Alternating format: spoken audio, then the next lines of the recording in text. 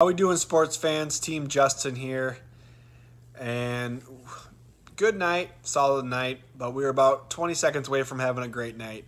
Florida Panthers, regulation, Chicago pulled their goalie and got a goal with about 20 seconds left. Frustrating to say the least. They did not finish that game in regulation. They ended up going into OT and punching within a couple minutes in. Frustrating that we didn't get that win. It was just a small unit play. It wasn't our top play. But you know, that's frustrating when you don't win a game like that. That you think you have. They battled back all night. Really solid hockey game, to be honest. But we couldn't get her done there. Our top play of the day was the Penguins versus the Capitals. I saw Ovechkin was out, and I believe Carlson was out as well, as if I'm not mistaken. I didn't actually watch the game. I kind of got sucked in with the draft. But you know, it was a back and forth game the entire time. I kind of popped in every once in a while to look at it. And, you know, Washington pretty much had the lead the entire game. I always felt like they had a one-goal lead, and Pittsburgh just wouldn't go away. In the third period, they actually stepped up, took the lead. I had a 4-3.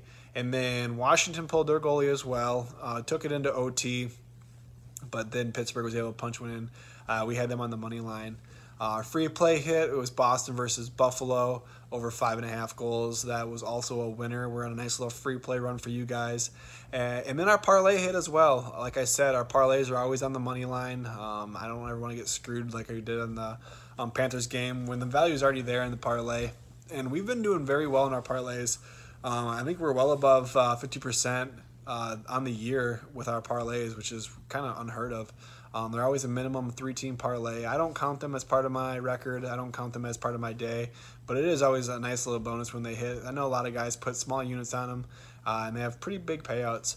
Tonight we had Pittsburgh, Nashville, and Tampa Bay as our parlay, and then that ended up hitting as well. Our baseball play did not hit today. We had the over in the Detroit White Sox game. It was one of those 7-inning games. I'm not really sure how I feel about these, to be honest. They make it hard to read a game, whether or not, because you have starting pitchers that can go later in, makes bullpens less effective. And to be honest, it's something I think I'm going to try to stick away from whenever I see those 7-inning games. They're difficult for me to read right now because you're not getting that consistency or lack thereof consistency as Shane pitching, especially when you're going for an over. The over was 6. They ended up putting up 4 runs. Like I said, frustrating that we did not win that play.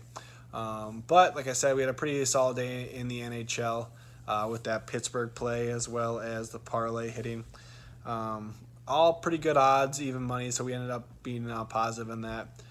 Tomorrow, not many NHL games, but you know there's still some value out there. I got that game in the North I'm keeping my eye on. It is Winnipeg versus Montreal. Winnipeg is slumping right now. Montreal needs to get into the playoffs. Just got to watch it, see if anything develops out there. I'm looking at that's probably going to be one of my top plays. I'm not sure which way I'm leaning yet. I just got to get my research in.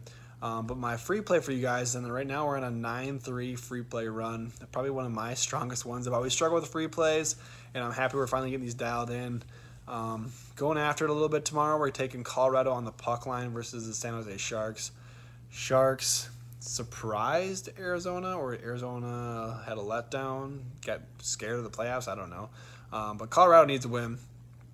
They've been bullied a couple of past games by the Blues and by Vegas.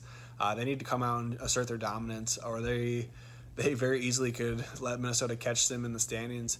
So I expect them to come out and really lay it to a bad Sharks team.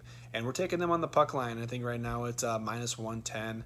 I really like Colorado. They're getting healthy. I think Grubauer might play tomorrow. If he does, that's even more of a hammer down for me. Like I said, they need this. They need to prove it to them. They need to get some momentum going into the playoffs. And I really like Colorado tomorrow. So that's my free play for you guys. So good luck. God bless. Grind on. And let's go.